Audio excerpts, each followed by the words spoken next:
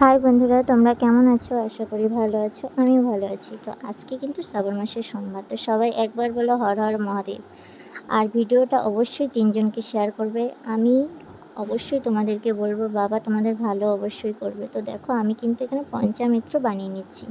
তো এখানে দিয়েছি গঙ্গাজল, ঘি, মধু, যা যা দেওয়ার পদ্ধতি সব কিছুই কিন্তু দিয়ে আমি পঞ্চামৃত বানাচ্ছি। তো তোমরা বাড়িতে কেমন কীভাবে পুজো করেছো অবশ্যই কিন্তু জানাবে। এবার দেখো, ঘি দিয়েও কিন্তু আমি কিন্তু বাবা ভোলেনাথকে স্নান করাবো। তো ফার্স্টে ঘিটা মাখিয়ে নিলাম। তো দেখতেই পাচ্ছ, এটা কিন্তু আমার বাড়ির ভোলেনাথ।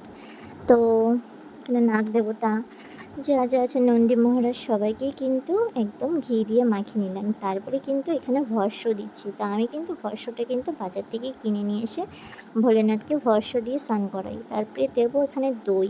তো এক এক কিন্তু যা যা দিয়ে পুজো দিতে হয়। তোমরা কীভাবে পুজো দাও আমি কিন্তু জানি না, কিন্তু আমি যেভাবে পুজো দিই সেইভাবেই কিন্তু তোমাদেরকে দেখাচ্ছি।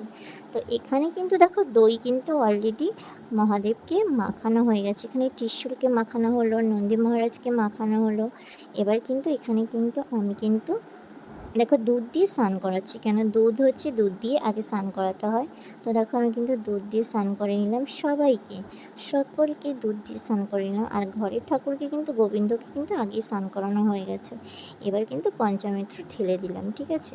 তো তারপরে কিন্তু দেখো, আস্তে আস্তে কিন্তু পুরোটাই ঠাকুরকে স্নান করে নিচ্ছি। তো আমার ঘরের ঠাকুর, আমার কিন্তু একটু লেটই হয়। তারপরে কিন্তু দেখো, আমার ঠাকুরকে স্নান করানো হয়ে গেছে। এখন কিন্তু আমি ঠাকুরকে কি চড়াবো তো তোমরা একটুখানি দেখে নাও। তো এটা ছিল হচ্ছে বেদানার রস। তো বেদানার রস দিলে আমি জানি যে মানুষের দুঃখ কষ্ট দূর হয়, তার জন্য আমি বেদানার রস দিয়ে পুজো দিয়ে নিলাম ভগবানকে। তারপরে কিন্তু আস্তে আস্তে দেখো, এখানে সব কিছুই কিন্তু অল্প অল্প করে দিচ্ছি। তো আমি কিন্তু যেভাবে পুজো দিই, এবার কিন্তু এখানে কিন্তু আমি ঠাকুরকে পইতে পরিয়ে দিলাম। যেহেতু বাবা ভোলানাথ কিন্তু ব্রাহ্মণ ছিল, তাকে পইতে পরিয়ে দিলাম। তারপরে কিন্তু আস্তে আস্তে তিল দিলাম। তারপরে কিন্তু ঠাকুরকে আতর চাল দিলাম, ডাল দিলাম। তো যেটা যেটা আমার দেওয়ার, মানে আমি যেটা যেটা দিয়ে পুজো দিই সেটাই কিন্তু আমি তোমাদেরকে বলছি। জানি না তোমরা কিভাবে পুজো দাও, তা আমার যেটা ভালো লাগে কিন্তু আমি কিন্তু সেটা দিয়ে পুজো দিচ্ছি এবং সেটাই তোমাদেরকে দেখানোর চেষ্টা করলাম। তো আমার ঠাকুর ঘরটা তোমাদের কেমন লেগেছে একটু অবশ্যই কমেন্টে জানাবে। আর যারা ভোলেনাথের ভক্ত, মহাদেবের ভক্ত, তারা কিন্তু অবশ্যই হর হর ভোলেনাথ লিখতে বা হর হর মহাদেব লিখতে একদমই কিন্তু ভুলবে না। আশা করি আমার ভোলেনাথ কিন্তু ওপর থেকে দেখতে পাচ্ছি। তোমরা ভিডিও দেখে চলে যাবে কিন্তু মহাদেবের নাম করবে না, এটা কিন্তু একদমই ভালো না। তো দেখো, আমি এখানে পুজো দিচ্ছিলাম, কিন্তু আমার দিদির মেয়ে কিন্তু খুবই কান্না করছিল। কারণ আমার দিদির মেয়ে বলছিল মামনির সাথে পুজো দেবে। তা আমি বললাম, না, এখানে আমি আগে পুজো দিইনি, তারপরে তুই পরে আয়, তোকে দিয়ে আমি অবশ্যই পুজো দেওয়াবো। তো আমি কিন্তু এখানে ভোলেনাথকে ফুল দিয়ে দিলাম, বেলপাতা চড়িয়ে দিলাম। তো এখানে আমার বাড়িতে কিন্তু তারা মায়ের ফটো আছে। তো তারা মায়ের ফটোকেও কিন্তু আমি পুজো দিই প্রত্যেক দিন। আর তোমরা সবাই জানো, আমার বাড়িতে কিন্তু ভোলেনাথের একটা মূর্তিও আছে। তো সেটাকেও পুজো দিতে হয়।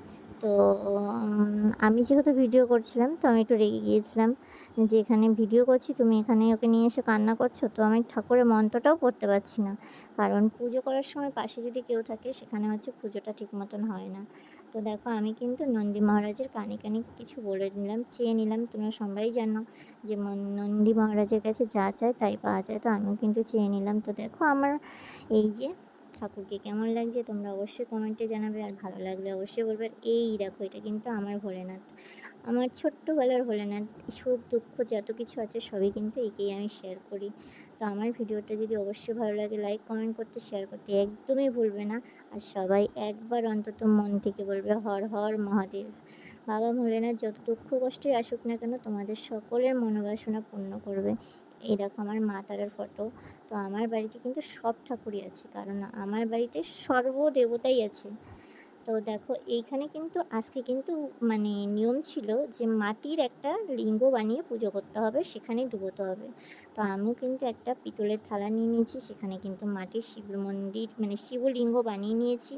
বানিয়ে কিন্তু এখানে কিন্তু যা যা দিয়ে আমি অভিষেক করতে হয় ঠাকুরকে, সব কিছু দিয়ে অভিষেক করে আমি কিন্তু ঠাকুরকে পুজো দিয়ে নিলাম। তো তোমরাও দেখতে পাচ্ছ, আমি জানি না কে কে আমার মতন মাটি দিয়ে ঠাকুর বানিয়েছিলে। তো এটা আজকে নিয়মে ছিল বলে আমি করেছি।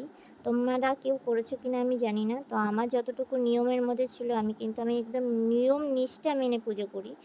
তো আমার পুজোর সাথে হয়তো অনেকের পুজো মিল হবে না। তো দেখো আমি কিন্তু ঠাকুরটাকে আরতিও করে নিলাম, কেননা যেহেতু একে প্রাণদান করা হয়ে গেছে, যেহেতু একে পুজো দিলাম, অ্যাকচুয়ালি এটাই ঠাকুরটা গঙ্গার ধারে করা উচিত, কিন্তু আমি তো আজকে গঙ্গার ধারে যাইনি। তাই আমি কিন্তু গঙ্গার মাটি দিয়ে কিন্তু আমি ঘরেই কিন্তু বানিয়ে নিলাম লিঙ্গটাকে। তো আমি পুজো করে আরতি করে নিলাম। এখানে কিন্তু সবাই বসেছিল, আমার দিদুন বসেছিল, মাসিরা বসেছিল, মারা বসেছিল, মা বসেছিল, সবাই বসেছিল। তো এখানে আমি কিন্তু একটা বাতাসাও চড়িয়ে দিলাম, কেননা ভোলেনাথকে কিন্তু বাতাসা দিতে হয়। আর দেখো আমি কিন্তু এখন ভগবানকে নমস্কার করেও নিলাম। তো জানি না আমাকে এত দুঃখ কষ্ট কেন দিয়েছে।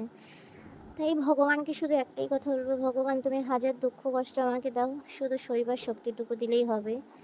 আর যে আমার শত্রুরা আছে তাকে তুমি অবশ্যই দেখে নিও, আমি এতটুকুই বলবো, এর থেকে বেশি কিছু বলবো না। আমি ভগবানের কাছে এতটুকুই চাই।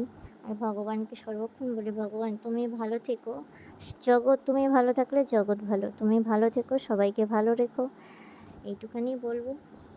আর দেখো আমি কিন্তু আরতি করে নিচ্ছি। আর আমার চোখগুলো কিন্তু একটু অন্যরকম হয়ে গেছে, তোমরা ভিডিওটা দেখলে অবশ্য বুঝতে পারবে, জানি না কতটা বুঝতে পারবে, হয়তো ভালো করে দেখলে হয়তো বুঝতে পারবে, না হলে বুঝতে পারবে না। তো আমি কিন্তু ভিডিওটা করে নিয়েছি, আমি যেহেতু ক্যামেরাম্যান একাই, তো যতটা পেরেছি ততটাই ভিডিও করেছি। তো যদি খারাপ কিছু হয়ে থাকে তাহলে তো সবার কাছে ক্ষমা চেয়ে নিচ্ছি। তো ওই দেখো আমি কিন্তু একবার সবাইকে দেখিয়ে দিলাম যে আমার ঠাকুর ঘরটা কেমন। তো যেহেতু মন্দির করার খুব ইচ্ছে, জানি না তোমাদের আশীর্বাদ হয়তো আমার কাছে নেই, তার জন্য আমি মন্দিরটা করতে পারছি না। তো সর্বপ্রথমে বলবো আমারকে একটু আশীর্বাদ করো তোমরা, আমি যাতে একটু নিজের পায়ে দাঁড়াতে পারি।